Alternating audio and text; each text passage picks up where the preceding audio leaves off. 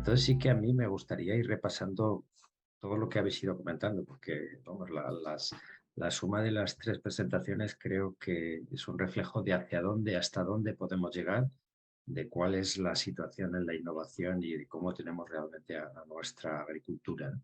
Entonces, quizá yendo de la parte más tecnológica hacia la más inmediata y la más aplicada, me gustaría comentar un poco, que hablásemos un poco todos de los datos, ¿no? Que Manuel lo ha dejado claro, la necesidad de contar la importancia de los datos, la necesidad de utilizarlos a la hora de desarrollar los modelos. Entonces, me gustaría que nos ampliaras un poquito en esa línea, ¿no? La línea de la compartición de datos, de cuántos datos son necesarios. Al final, lo que me gustaría que entre los tres abordásemos es, primero, la necesidad de esos datos, la necesidad de compartir la visión o la experiencia que tenéis vosotros, Ana, desde Intia, de esa compartición de datos, hasta dónde los agricultores están dispuestos a ceder sus datos o los ceden y no son demasiado conscientes.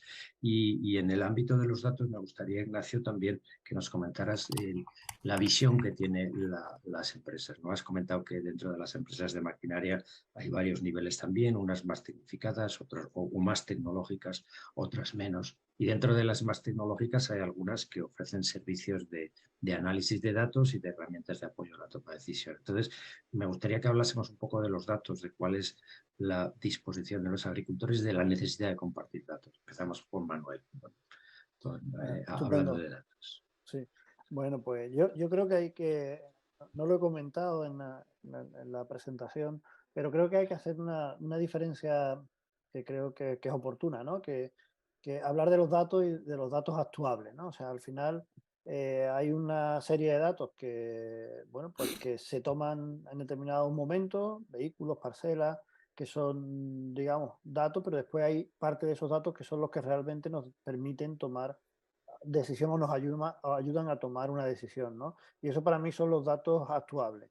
Entonces hay todavía, digamos, pues cuando se habla de sensores y se habla de instrumentación que te permite esa monitorización, a veces en muchos casos son datos que a veces pues llevan bastante ruido y que, bueno, pues necesitan, digamos, necesitan un procesado de los mismos que a día de hoy, en muchos casos, todavía las empresas que están ofreciendo esa información o esos sensores bueno, pues no han optimizado de alguna forma esos datos que nos permiten tomar decisiones de forma más rápida, ¿no? Y yo creo que es importante que seamos capaces y pienso ahora en el sector más productor, ¿no? Creo que le quitemos el peso a ese sector de los datos. O sea, al final ocurre que un agricultor, el cual, bueno, pues pone su empeño en que el ciclo de su cultivo o el año, pues vaya lo mejor posible, haciendo determinadas operaciones, por supuesto, bueno, pues indicadas con este tipo de información. Al final, cuando una compañía a veces le intenta de alguna forma hacerle llegar un mapa de prescripción, un mapa térmico para que se produzca un ahorro en el ajuste del riego que haga en esa misma parcela, no es demasiado atractivo una imagen térmica para un agricultor, o lo que es atractivo es que puede ahorrar ese agua, ¿no? Y a veces me he encontrado con empresas en el sector donde no han sabido de alguna forma, digamos, darle, digamos, ese valor a esa información o a ese dato que están intentando dar como servicio, ¿no? Al final, yo creo que todo esto de los datos necesita ir acompañado de un valor en, digamos, en las empresas en las que, bueno, pues se va a tomar una decisión, ¿no? Creo que datos actuables y con esos datos actuables tomar la mejor decisión y que realmente esa decisión sea la de ahorrar un insumo, la de ahorrar un producto, la calidad de un determinado grano, o sea, cosas por las que el sector agrícola esté dispuesta a pagar, porque al final el sector como tal no paga por unos datos y un poco esa es mi visión, centrándola un poco en el sector más productor, ¿vale? Y creo que, bueno, pues empresas un poco más agua arriba, como indicaba antes, como puede ser alguna agroindustria, puede servir de prescriptora para que esto se adapte mucho mejor, porque son las que van a poder sacarle ese valor. Estoy pensando, por ejemplo, en las emisiones de CO2, que al agricultor las emisiones de CO2, bueno, pues si se las exigen y tal y cual, pues puede poner, digamos, algunos medios o este tipo de tecnología para contabilizarla y presentarla ante alguien que le compre ese determinado producto, pero realmente es la empresa que vende ese producto o que va a comercializar ese producto la que le interesa que ese agricultor mida esas emisiones de CO2, con lo cual puede ser, digamos, esta empresa la que haga algo más de presión para que esos datos y los datos actuables necesarios para esa información, el agricultor se los dé, ¿no? Un poco esa es un poco la visión. Muy bien. Ana, estás muteada, Ana. Abre el micro. Era para no interferir y claro, a veces. Pues muy bien, la verdad es que me parece muy interesante el apunte que... Uy, espera, que ha aparecido un dato de valoración aquí. Vale, me parece muy interesante la aportación el apunte que haces sobre los datos. Realmente, evidentemente, la visión que nosotros tenemos como una herramienta que para poder funcionar, para poder operar en un asesoramiento, necesitas que el agricultor incorpore información. Nuestra primera visión es que el agricultor es muy generoso y es muy abierto siempre y cuando sepa que sus datos se van a utilizar para un bien común.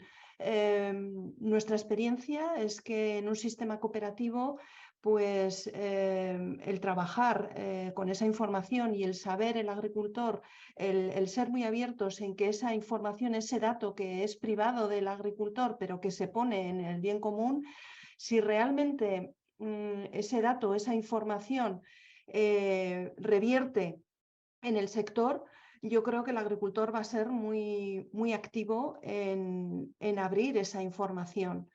Siempre que se respeten los datos privativos, que se totalicen, que no haya una información bueno, pues que se securice el dato propiamente.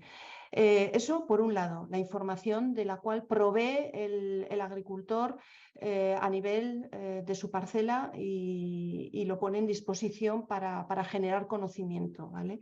Hay que ser muy cuidadoso con esa información y sobre todo valorizar los canales que revierta la información para ese bien común. Y eso desde el sector público pues tenemos mucho cuidado y mucho detalle en ello. Y creo que el Ministerio también, en base a todo el nivel de indicadores que quiere extraer de todas las fuentes de información, estará trabajando en esa línea también, que toda esa información y todos esos datos de valor reviertan en el sector. Por otro lado, también, claro, estamos hablando de digitalización de otros datos, de la información meteorológica, la información de satélites. Un ejemplo es la apertura que ha tenido la ESA con la información de los satélites de Copernicus. Bueno, pues toda esa información que se ha puesto en común y en abierto ha servido para incentivar al sector, para que esa información se utilice y tire de que esos datos se utilicen, ¿no? Entonces, bueno, pues a favor, por supuesto, de la información, de que la información circule, pero claro, tenemos un escollo y es la interoperabilidad también. Los datos, las plataformas tienen que entenderse y tenemos que empezar a hablar de lenguajes comunes e intentar compartir pues que las estrategias de las herramientas de ayuda a la decisión abren idiomas comunes y utilicen estándares comunes. Esa es un poco nuestra opinión y en eso estamos trabajando también, evidentemente. Gracias, Ana. Ignacio, ¿cómo ves tú el tema de los datos y las empresas que ofrecen ese tipo de servicios, ¿no?, basados en la utilización de datos? Yo el tema este de los datos empecé a darle a entenderlo cuando me explicaron ya bien qué era el Big Data y qué era el Machine Learning. Que dices, más que nada, ya no es tanto como máquinas aprendiendo, sino un sistema o un nuevo paradigma en lo que es el análisis econométrico. El hecho de decir, yo directamente me cargo la experiencia de investigadores o gente que está haciendo pruebas en campo, porque a mí lo único que me hacen falta son datos reales. Y con datos reales las máquinas son capaces de sacar la fórmula. Cualquier tipo de artículo científico, con los análisis, con las típicas fórmulas de econometría, de darle forma a la fórmula y ver si encaja o no encaja. Aquí es el hecho de justo al revés. A mí no me des la fórmula, a mí me das los datos y la máquina me dirá la fórmula que es. Eso al fin y al cabo es el temor que se tiene de que haya máquinas que te digan o que echen por tierra el trabajo que se ha hecho durante décadas de mucha gente trabajando en experimentación, etcétera, etcétera. Porque yo cuando a mí me decían datos, ¿qué problema hay? Las estén datos, ¿qué problema hay? Cuanta más información haya, muchísimo mejor para todos. Porque el valor de la información no son los datos como tal, sino el análisis que tú haces con ellos. La cuestión está efectivamente cuando dices, bueno, es que el análisis que van a hacer va a hacer que cambie todo o va a hacer que muchas de las teorías que existían cambien por completo. Y ahí es cuando veo que sí que puedo entender que haya cierto temor en intercambiar esa información. Luego tenemos otra parte, en el caso de los agricultores y en el caso concreto de la maquinaria. Y es muchísimo oculto, hay mucho dato que no es que sea oculto porque no se quiera dar, sino porque es información de la máquina que le viene bien al fabricante para hacer diagnósticos del equipo. Entonces, el estar dando continuamente, o el que el agricultor considera que la máquina está continuamente mandando información al fabricante, lo ve como algo que pierde fuera o que pierde poder o dominio sobre el equipo, cuando al fin y al cabo lo que el fabricante está haciendo es captar información para la mejora, para poder atenderle en el momento o anticiparse antes de que pueda tener problemas cuando esté trabajando en el campo, ¿no? Que pueda tener un diagnóstico de cómo está funcionando la máquina y cómo mejorarla en distintas o en siguientes fases de diseño. Así que la cuestión es que es complicado, es un tema complicado. Nosotros, de hecho, cuando hablábamos del plan de ayudas a la agricultura de precisión, decíamos, bueno, pues que los agricultores que obtengan las ayudas estén en un grupo digamos, piloto, en el que puedan con los equipos dar información al Ministerio, para que el Ministerio tenga datos reales y que cuando le toque hacer informes a la Comisión Europea no sean cálculos estimados, sino que sean datos reales de cómo ha trabajado un grupo equipos. Ya directamente desde las organizaciones profesionales dijeron que no hubo como mucho interés y dije, bueno, pues veremos, dejemos que pase el tiempo, que sigamos primero implementando estas tecnologías y cuando de verdad se implementen en el campo, veamos cuáles son los beneficios y cuáles son las posibles amenazas del intercambio de esta información. Muy bien, muchas gracias. Antes de pasar al siguiente tema general para todos, Ana, hay una pregunta para ti. Os preguntan por AgroAsesor, ¿cómo se va a adaptar al futuro Real Decreto de Nutrición Sostenible? Estoy mutada, sí. Sí, efectivamente, he leído, muy interesante. Bueno, pues realmente, fijaros que nosotros nos adelantamos en el tiempo, realmente, porque nuestro planteamiento de la herramienta de fertilización con un balance de nutrientes es una herramienta realmente fast, es una herramienta fast que realmente hace un balance partiendo de un análisis de suelo previo en cada parcela. Evidentemente no sabemos cómo va a terminar el Real Decreto de Nutrición Sostenible, si finalmente va a tener exigencias de análisis de suelo y el balance va a ser global, va a ser en rotación de 3 años. Bueno, realmente nos podremos adaptar, no solo a AgroAsesor, sino a otras herramientas que también se están poniendo a punto a nivel de, por ejemplo, está Fertilical, hay otro tipo de herramientas, está Satibun, está también Navigator. Bueno, hay varias herramientas que están ofreciendo ya soluciones y que van a poder adaptarse a los requerimientos del Real Decreto.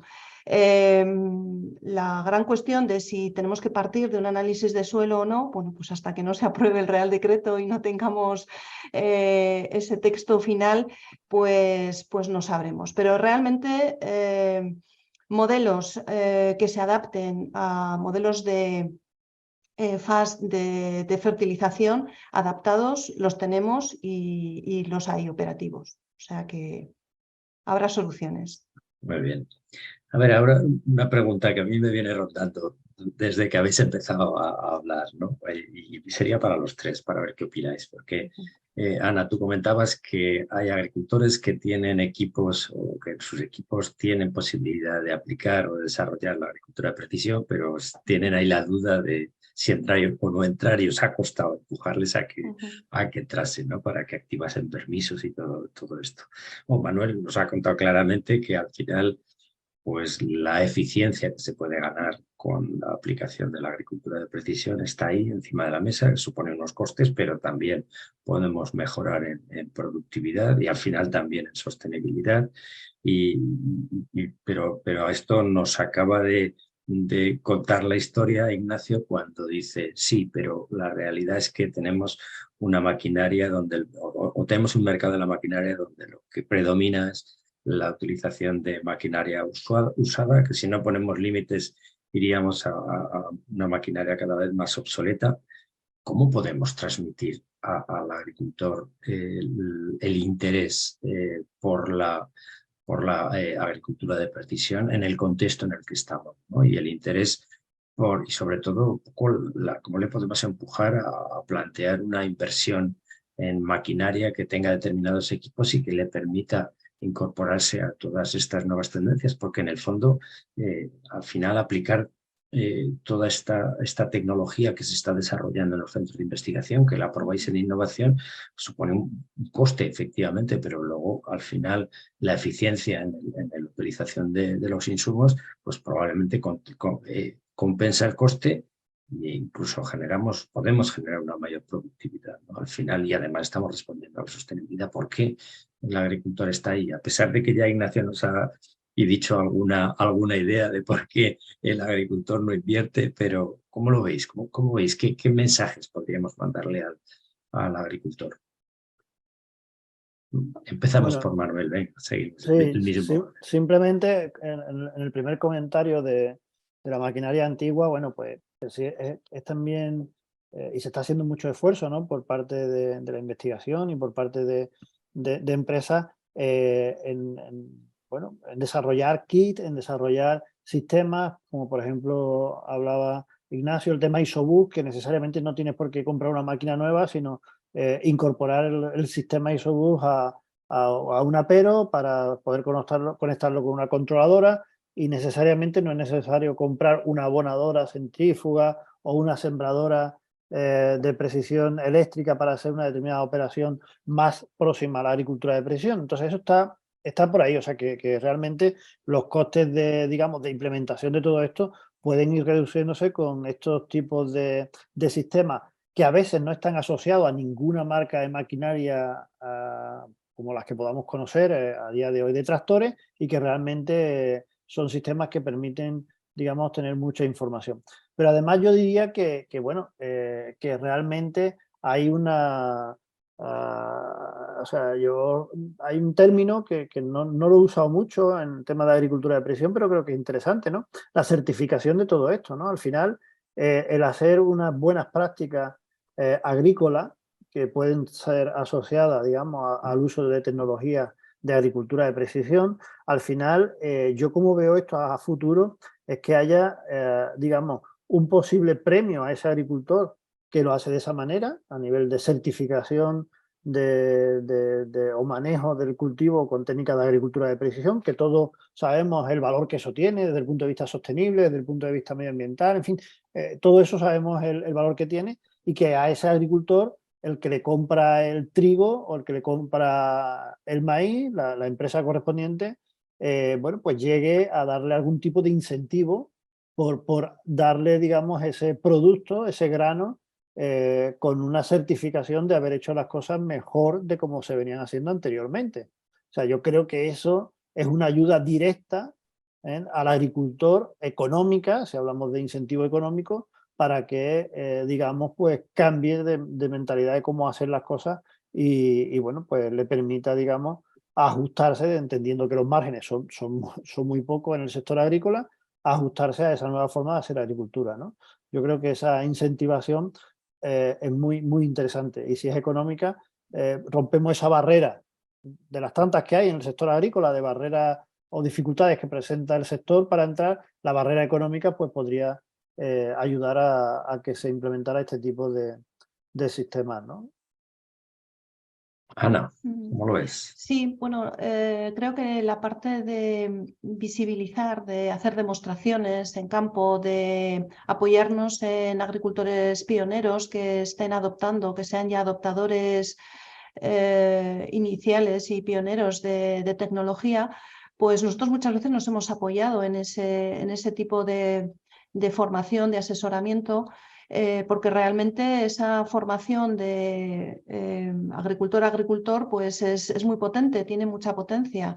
Entonces, bueno, pues en esa línea, esa línea yo creo que se debe seguir, se debe continuar, y bueno, pues nosotros seguimos tirando por ahí. Creemos que puede ser un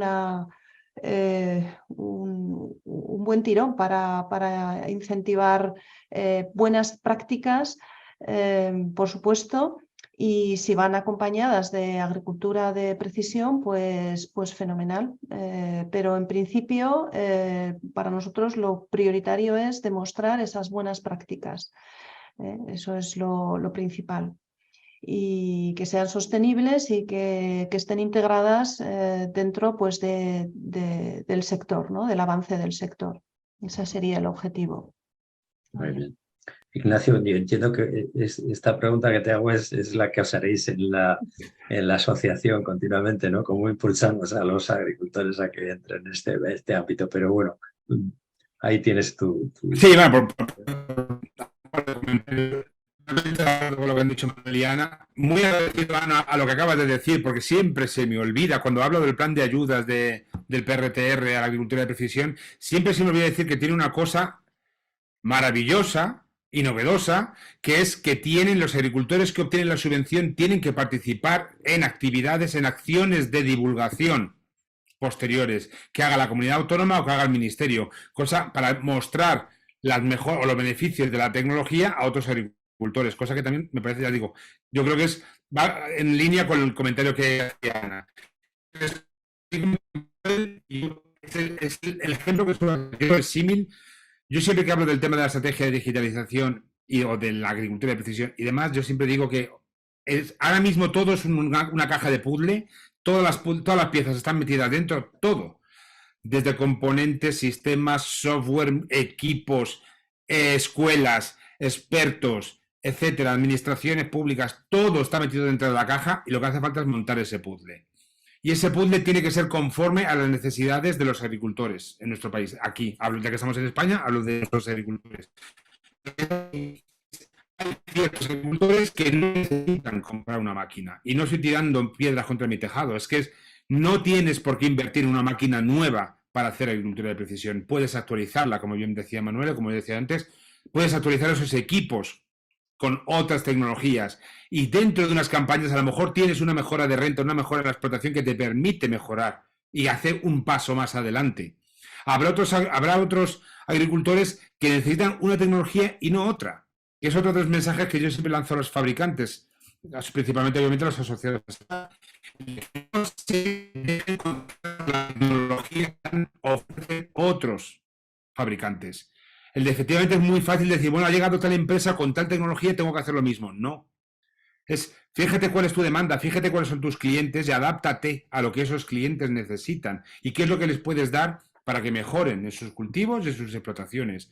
Y no tiene que, a lo mejor, puede ser parecido a lo que hacen otros, pero que no tiene por qué ser igual. Y tampoco tenemos que ir deprisa y corriendo. También les suelo decir lo mismo. Digo, plantearos que estáis en una estación de tren, o sea, en estación y que pasan trenes continuamente. Eso y cada vez hay más y no sabes a cuál, y basta que te subas a uno para que de repente llegue otro más rápido, que te podrías haber esperado un poquito, haber descansado, haber meditado y haber dicho, bueno, pues necesito coger ese tren y no el otro.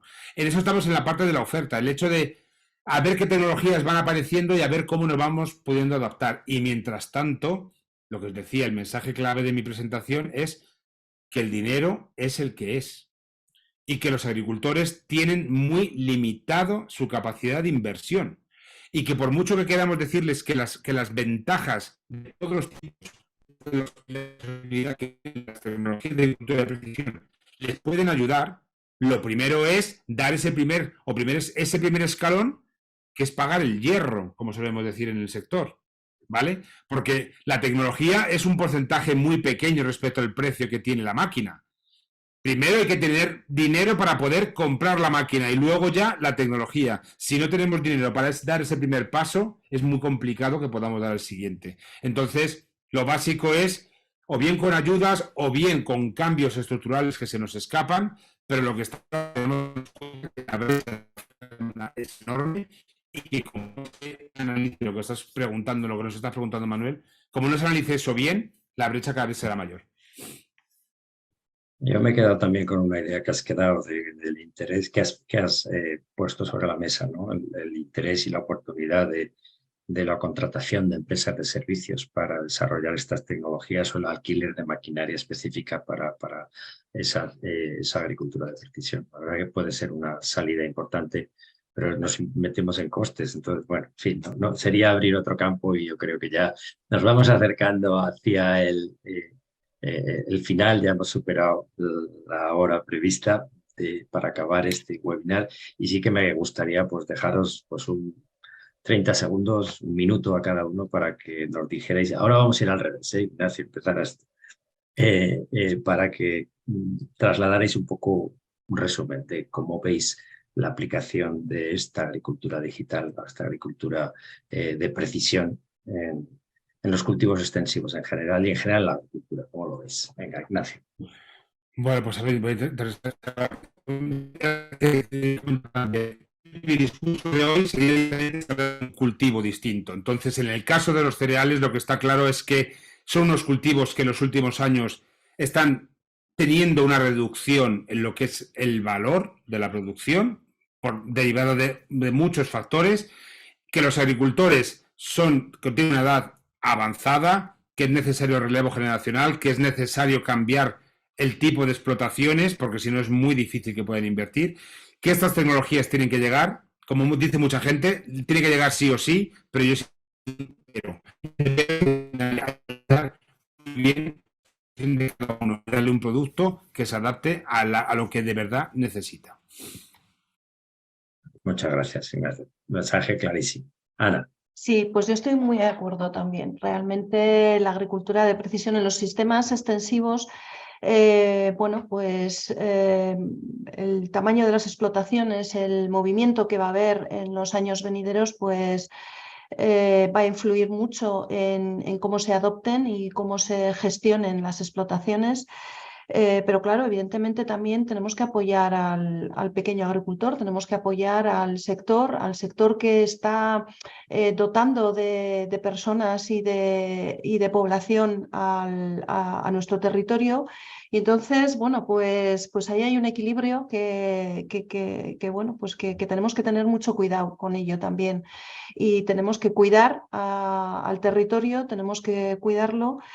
Y bueno, y que la agricultura de precisión no vaya en contra de que el sector también esté cercano de las pequeñas explotaciones, ¿vale? Entonces, pues bueno, pondría ese punto ahí de cuidado y de detalle, porque bueno, pues tanto las grandes explotaciones como las pequeñas explotaciones tienen su ADN y tienen también, bueno, pues su valor en la sostenibilidad de todo el sector. Muchas gracias. Manuel.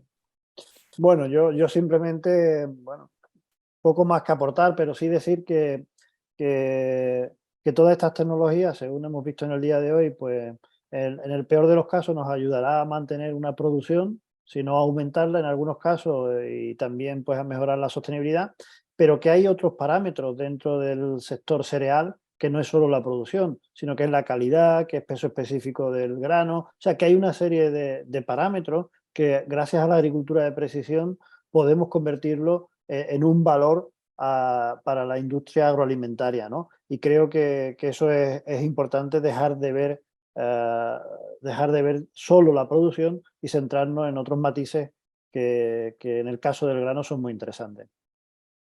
Muchas gracias. Perfecto. Muy bien, pues y a mí no me queda nada más que agradeceros a los tres el esfuerzo por estar aquí, por compartir con nosotros esas excelentes presentaciones. Ya hemos visto que ya alguno pide la grabación de la sesión, con lo cual quiere decir que ha resultado muy interesante. Al menos yo estoy convencido de eso. Entonces, daros las gracias a los tres en nombre de Cajamar, por supuesto, y en el mío propio. Agradecer también a todos los asistentes que se han mantenido aquí pues casi media hora por encima del horario previsto. Muchas gracias. Deciros que esta serie de webinars continúa. Vamos a tener ahora una parada por todos estos días que vienen de Navidad, Año Nuevo, etcétera. Volveremos en enero con una sesión centrada en la sostenibilidad y la agricultura de precisión en el viñedo, y seguiremos después con otros sectores agrícolas pues a lo largo del mes de enero y hasta mediados del mes de febrero. Y nada más, agradecer también a Inma, que está ahí detrás manejando los hilos, y aunque no aparece en pantalla, es una de las personas que está en todo el proceso de organización. Por tanto, gracias a ella también, gracias a todos, y a los que nos seguís todos los días, pues como no nos volveremos a ver hasta enero, pues aprovecharé para felicitaros las Navidades y desearos un feliz año 23. Muchas gracias a todos y hasta cuando queráis.